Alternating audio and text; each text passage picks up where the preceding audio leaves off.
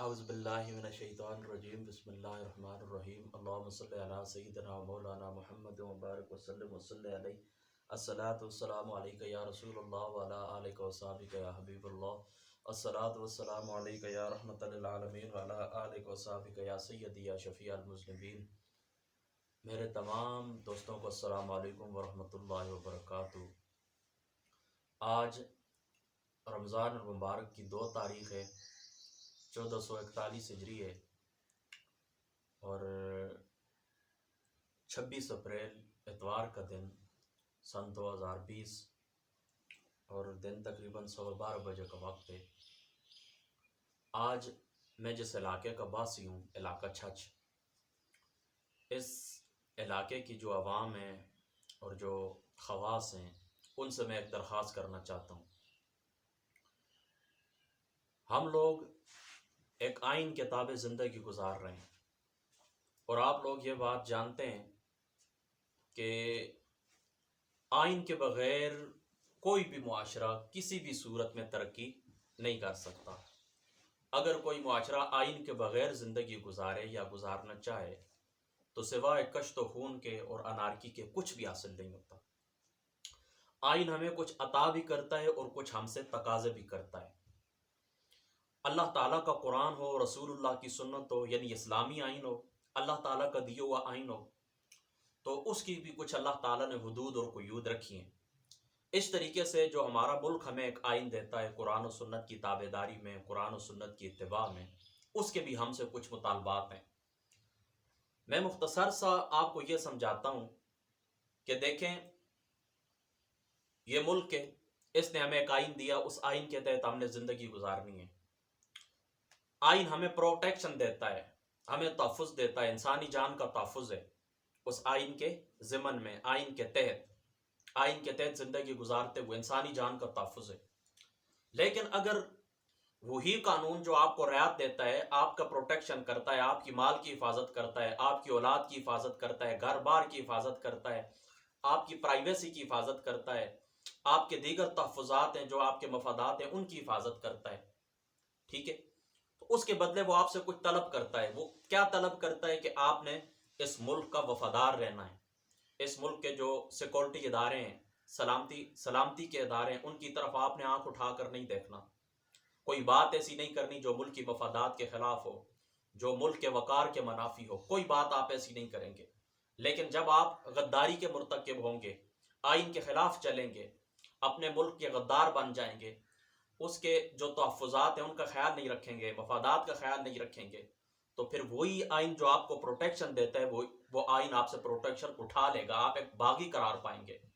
اور آپ کی جان مال حال کا جو تحفظ آئین نے اٹھایا ہوا تھا، اب اس کی ذمہ داری رسپانسبلٹی ختم ہو جاتی ہے۔ بالکل اسی طرح اللہ تعالیٰ کا قرآن ہے، رسول اللہ کی سنت ہے، اللہ تعالیٰ نے ہمیں زندگی گزارنے کے کچھ اصول عنایت فرما دی ہیں، کچھ اللہ تعالیٰ نے چیزیں حرام کر دی، ان حرام سے ہم نے بچنا ہے، کچھ چیزیں اللہ تعالیٰ نے حلال کر دی، اس حلال کے اوپر ہم نے چلنا ہے۔ اگر ہم اللہ تعالیٰ کے حرام اور حلال کی تمیز نہیں کریں گے، اللہ تعالیٰ کے بنائے ہوئے قانون کی پاسداری نہیں کریں گے، تو اللہ تعالیٰ جو ذمہ داری اٹھاتا ہے، ویسے تو اس کے اوپر کوئی چیز واجب نہیں ہے ہمارے عقیدے کے مطابق، جو چیز اس نے اپنے ذمہ کرم کے اوپر لی ہوئی ہے، تو پھر اللہ تعالیٰ کی وہ جو پروٹیکشن ہے، وہ جو حفاظت ہے، وہ ہم سے اٹھ جاتی ہے، ختم ہو جاتی ہے، اللہ تعالیٰ کی امان اٹھ جاتی ہے۔ اس کی ایک چھوٹی سے میں آپ کو مثال دیتا ہوں۔ دیکھیں، ویسے تو اگر کوئی شخص آپ کا یہ ہاتھ توڑ دے تو مصنف ابن ابی شیبہ کی روایت کے مطابق اس کو 50 اونٹ دیت کے طور پر دینے ہوتے ہیں۔ اگر آپ کی کوئی ایک انگلی توڑ دے، اس انگلی کو نقصان دے دے، اس بات کو آپ نے توجہ سے سننا ہے، اس انگلی کو نقصان دے دے، تو مصنف ابن ابی شیبہ کتاب دیات کی روایت کے مطابق اس کو 10 اونٹ دیت کے طور پر دینے ہوں گے۔ اب اگر مثال کے طور پر ایک اونٹ کی قیمت آپ 5 لاکھ روپے لگائیں تو 50 اونٹ کتنے کے بنتے ہیں؟ تقریباً 2 کروڑ اور 50 لاکھ روپے کے بنتے ہیں۔ اس طریقے سے اگر آپ کی کوئی ایک انگلی کو نقصان دیتا ہے تو کم از کم 50 لاکھ روپے اس کو ادا کرنے ہیں۔ یہ ویسے میں آپ کو سمجھانے کے لیے کہہ رہا ہوں، ٹھیک ہے، آپ اس بات کو سمجھ گئے۔ اب دیکھیں، اس یعنی ہاتھ کا اتنا تحفظ ہے، اس انگل کا اتنا تحفظ ہے،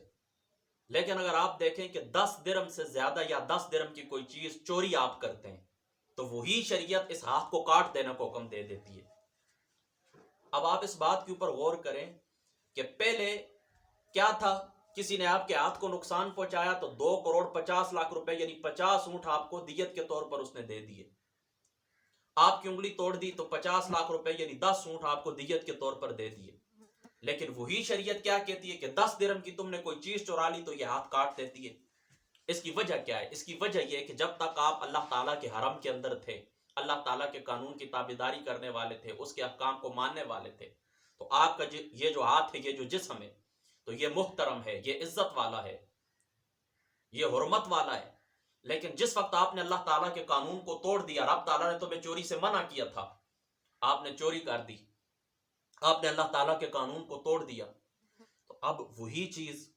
وہی آپ کی وہ حرمت اٹھ گئی، عزت ختم ہو گئی۔ اب 10 درہم کی چیز آپ نے چوری کر دی تو اتنی قیمتی ہاتھ جس کے اوپر 50 اونٹ شریعت نے مقرر کر دیے تھے، اب اس کو کاٹ دینا کو حکم دے دیا گیا۔ اب آپ کو بات اچھی طریقے سے سمجھ آ گئی ہوگی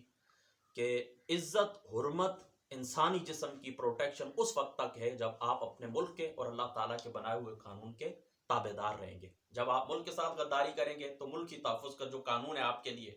وہ اٹھ جائے گا، آپ وائلیشن کے ضمن میں وہ چیز اٹھ جائے گی، کیونکہ آپ نے قانون کو وائلیٹ کر دیا، آپ نے وائلیشن کیا، آپ غداری کے مرتکب ہوئے، لہٰذا وہ ذمہ داری اٹھ گئی۔ بالکل اسی طرح اللہ تعالیٰ بھی ذمہ داری اٹھا لیتا ہے۔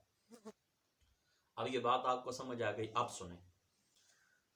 اللہ تعالیٰ قرآن پاک کے اندر فرماتا ہے ان ارضی واسعہ، میری زمین وسیع ہے، میری زمین وسیع ہے، جہاں پر تم بسنا چاہو بس سکتے ہو۔ دوسرے مقام کے اوپر فرماتا ہے الم تکن ارض اللہ واسعہ فتہاجروا فیہا، کیا اللہ تعالیٰ کی زمین وسیع نہیں تھی کہ تم اس مقام کی طرف ہجرت کر جاتے؟ اللہ تعالیٰ کی زمین بالکل وسیع ہے، ٹھیک ہے، ہجرت کر جاتے۔ اللہ تعالیٰ نے حکم دیا پوری زمین اللہ تعالیٰ کی ہے، جہاں پر آپ رہنا چاہیں، رہائش رکھنا چاہیں، آپ رکھ سکتے ہیں۔ اسی طریقے سے آقا علیہ الصلوۃ والسلام نے فرمایا، مسند احمد کی روایت ہے، نبی پاک صلی اللہ تعالیٰ علیہ وسلم نے فرمایا البلاد بلاد اللہ والعباد عباد اللہ فحیثما اصبت خیرا فاقم۔ آقا علیہ الصلوۃ والسلام نے فرمایا کہ اللہ، بندے بھی سارے اللہ تعالیٰ کے بندے ہیں اور شہر بھی سارے اللہ تعالیٰ کے شہر ہیں، تو جس مقام کے اوپر تم رہائش رکھنا چاہتے ہو رہائش رکھ سکتے ہو۔ یعنی اللہ تعالیٰ کے قرآن نے بھی یہ بات واضح کر دی، رسول پاک صلی اللہ تعالیٰ علیہ وآلہ وسلم کی سنت نے بھی یہ بات واضح کر دی کہ آپ جہاں پر دنیا کے کس کونے میں بھی آپ جانا چاہیں، رہائش رکھنا چاہتے ہیں، وہ اللہ تعالیٰ کی زمین ہے، آپ رہ سکتے ہیں۔ اسی طریقے سے ہمارے جو پاکستان کا کانسٹیٹیوشن ہے 1973 کا جو آئین ہے، اس کے اندر بھی یہ بات موجود ہے کہ پاکستان کا کوئی بھی شہری کسی بھی صوبے کے اندر کسی وقت رہائش رکھنا چاہے وہ رہائش رکھ سکتا ہے۔ بالکل اسی قانون کے تحت جو بندہ بھی ہمارے اس علاقہ چھچ کے اندر آنا چاہے آ سکتا ہے، زمین خریدنا چاہے خرید سکتا ہے، شادی کرنا چاہے کر سکتا ہے، یہ اللہ تعالیٰ اس کا رسول ہمارے ملک کا آئین اس کو اجازت دیتا ہے۔ لیکن میں نے پہلے آپ کو یہ بات کہہ دی تھی کہ وہ آئین جس وقت تک عزت اور حرمت کی طرف نہ اٹھے تب تک وہ پروٹیکشن دیتا ہے، جب وہ عزت اور حرمت کی طرف اٹھے، عزت کی طرف اٹھے، تو پھر کیا ہے، وہ پروٹیکشن، وہ قانون ختم ہو جاتا ہے، اب اس کی عزت باقی نہیں رہتی، ٹھیک ہے۔ تو اگر کوئی شخص یہ کہے کہ اللہ رسول اجازت دیتا ہے تو آپ اس کے جواب میں یہ میری بات پیش کر سکتے ہیں جو میں نے آپ کو سنا دی۔ اب میں جو آپ کو یہ بات کہنا چاہتا ہوں، اتنی لمبی تمہیدی گفتگو میں نے کی ہے، وہ اس لیے کی ہے کہ دیکھیں یہاں پر باہر کے لوگ، کوئی صوبہ سرحد کے لوگ ہیں، کوئی کدھر کے ہیں، کوئی کدھر کے ہیں، وہ آ کر یہاں پر بستے ہیں۔ پھر کیا ہوتا ہے، آپ ان لوگوں کو زمینیں دیتے ہیں، ان لوگوں کے اوپر آپ اپنی زمین بیچ دیتے ہیں، آپ 200 کنال زمین ان کے حوالے کر دیتے ہیں بوائی کے لیے، فصلوں کے لیے۔ پھر وہی لوگ آپ کے گھروں سے رات کے وقت چوریاں بھی کرتے ہیں، وہی لوگ آپ کی بہنوں اور بیٹیوں کے ساتھ تعلقات بھی قائم کر لیتے ہیں، جن کی اصل نسل کا ہی کوئی پتہ نہیں ہوتا کہ وہ کہاں سے آئے ہیں، ان کا پچھلا کچھ ہے یا نہیں، ان کا کچھ خاندان کیا ہے، اصل نسل کیا ہے، باپ کون ہے، ماں کون ہے، کوئی پتہ نہیں ہوتا۔ لیکن باہر سے کوئی شخص آتا ہے تو علاقہ چھاچ کے لوگ اس کے اوپر جو ان کی روایتی وہ مہمان نوازی ہے تو رحم دلی کرتے ہوئے آپ لوگ ان کو جگہ دے دیتے ہیں، تو بعد میں یہی لوگ آپ کو نقصان دیتے ہیں، یہی لوگ کیا کرتے ہیں، نقصان دیتے ہیں۔ جس وقت یہ مضبوط ہو جاتے ہیں نا تو پھر یہی لوگ آپ کو آنکھیں دکھاتے ہیں۔ تو میری آپ لوگوں سے یہ درخواست ہے، میں نے پہلے آپ کو بتا دیا کہ جس وقت تک، ہاں قانون اس وقت تک اجازت دیتا ہے کہ جس وقت تک یہ ان کی ذات مفاد عامہ کے اوپر نہ پڑے، ان کا ہاتھ گریبانوں تک نہ جائے، عزت کی طرف ان کی نگاہ نہ اٹھے، اس وقت تک اللہ تعالیٰ کا آئین بھی اور ملک کا آئین بھی اجازت دیتا ہے، ورنہ بالکل ہرگز اجازت نہیں دیتا۔ لہذا میری آپ دوستوں سے یہ گزارش ہے کہ کوئی شخص بھی جب باہر سے آتا ہے آپ اس کو کرائے کے اوپر مکان دیتے ہیں یا اس کو آپ اس طرح کرتے ہیں زمین دیتے ہیں فصل کے لیے کہ آپ اسے فصل کمائیں کھائیں ہمیں بھی دیں خود بھی، اس طریقے سے آپ اس کو گھر کے اندر جگہ دیتے ہیں تو اس کی چھان پھٹک کریں، اس کی ویریفیکیشن کریں، اس کے آلات قوائف چیک کریں کہ یہ کون شخص ہے کہاں سے آیا ہے۔ تو ہم نے آزما لیا تقریباً 30-40 سالوں کے اندر آپ لوگوں نے دیکھ لیا کہ یہ لوگ باہر سے آتے ہیں یہاں پر زمینیں خریدتے ہیں، یہاں پر پھر مضبوط ہو جاتے ہیں اور پھر ہماری املاک کو نقصان دیتے ہیں، ہماری اولادوں کو ہی نقصان دیتے ہیں، ہمیں یہی لوگ آنکھیں دکھاتے ہیں۔ لہذا اس قانون کی روشنی کے اندر، اللہ تعالیٰ اور اس کے رسول کے قانون کی روشنی کے اندر، ملکی قانون کی روشنی کے اندر میں آپ لوگوں سے درخواست کرتا ہوں کہ باہر سے کوئی بندہ بھی آئے آپ اس کو جگہ نہ دیں، اس کے اوپر اپنی زمین نہ بیچیں۔ اللہ تعالیٰ نے اس چھچ کے اندر کوئی کمی نہیں رکھی ہے، اللہ تعالیٰ نے ہر طرح آپ کو عزتوں سے نوازا ہے، لہذا اپنی عزت کا خیال رکھیں، یہ میری آپ سے پہلی درخواست ہے۔ اور میں امید کرتا ہوں کہ انشاءاللہ تعالیٰ کے بعد آپ کو اچھے طریقے سے سمجھ آ گئی ہوگی۔ اب دوسری میری آپ لوگوں سے درخواست یہ ہے کہ یہ جو ہمارا علاقہ چھچ ہے اس کی کچھ روایات ہیں، رحم دلی، انصاف کرنا، مہمان نوازی کرنا، لوگوں کو صحیح راستہ دکھانا، عزت احترام کے ساتھ باہر سے کوئی بندہ ہے اسے پیش آنا، یہ ہماری روایات ہیں، الحمدللہ تعالیٰ علاقہ چھچ کی روایات ہیں۔ لیکن کچھ عرصے سے میں دیکھتا ہوں کہ یہ کچھ دیگر لوگ جو یہاں پر آ کر آباد ہوئے ہیں تو ان کے ساتھ مل ملا کے کچھ ان کے اثر رسوخ کی وجہ سے اب یہ روایت آہستہ آہستہ کم ہوتی جا رہی ہیں، لہذا ان روایات کو آپ نے کم نہیں ہونے دینا۔ کوئی شخص بھی باہر سے آئے، کسی بھی مسلک سے اس کا تعلق ہو،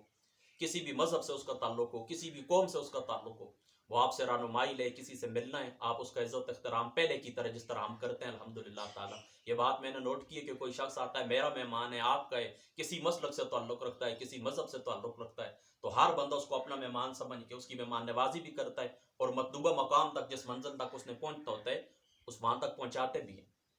ورنہ میں اس چھچ سے باہر بھی گیا ہوں، کسی شخص سے کبھی راستہ پوچھا تو کوئی کہتا ہے اس گلی کے اندر چلے جاؤ، کوئی کہتا ہے وہاں سے چلے جاؤ، فلاں سے پوچھ لو۔ ہمارے چھچ کے اندر الحمدللہ تعالیٰ یہ روایات نہیں ہیں، یہ پوچھتے ہیں کس سے ملنا ہے، پھر اس شخص تک اس کو پہنچاتے ہیں، خود مہمان نوازی کرتے ہیں اللہ تعالیٰ کے فضل و کرم سے۔ لہذا ہماری ان روایات کو، جو مہمان نوازی ہے، عزت و احترام ہے، لوگوں کے ساتھ اچھا اخلاق ہے، آپ نے اس کو کسی صورت میں کم نہیں ہونے دینا۔ دوسری بات میں نے جو نوٹ کی ہے وہ یہ کہ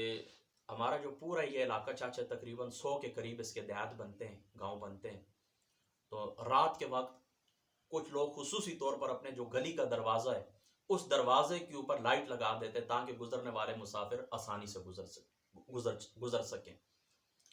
اب باہر میں نے یہ روایت نہیں دیکھی ہے، میرا بھی چکر لگتا رہتا ہے، دائیں بائیں آگے پیچھے جاتا رہتا ہوں، میں نے یہ معاملہ نہیں دیکھا، صرف دیکھا ہے تو اپنے چھچ کے اندر دیکھا ہے کہ یہاں پر ہر گلی کے دروازے کے اوپر ایک لائٹ صرف اس لیے رات کو جلتی رہتی ہے تاکہ جو مسافر رات کو گزرے اس کو تکلیف نہ ہو۔ ہم جو بہن بھائی ہیں، 5 بھائی الحمدللہ تعالیٰ، ہمیں اپنے والد صاحب کی طرف سے اجازت نہیں ہے کہ ہم شام کے وقت باہر جائیں،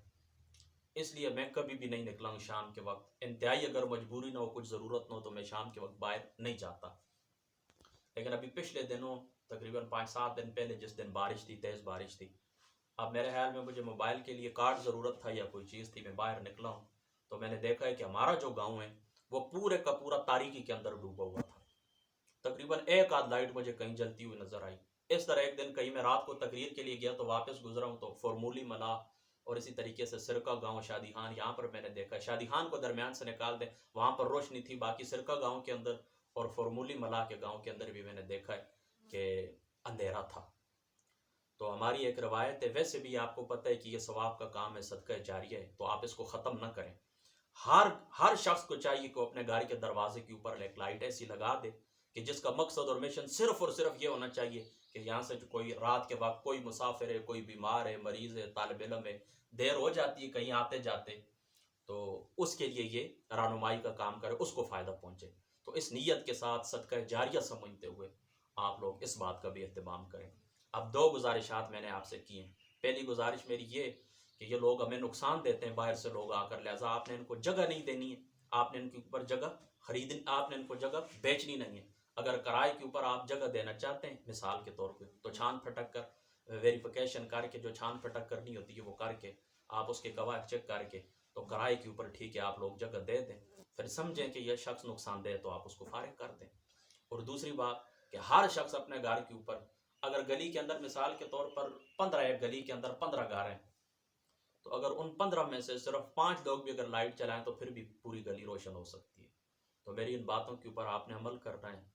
اگر دوران گفتگو میں تھوڑا جذباتی تھا،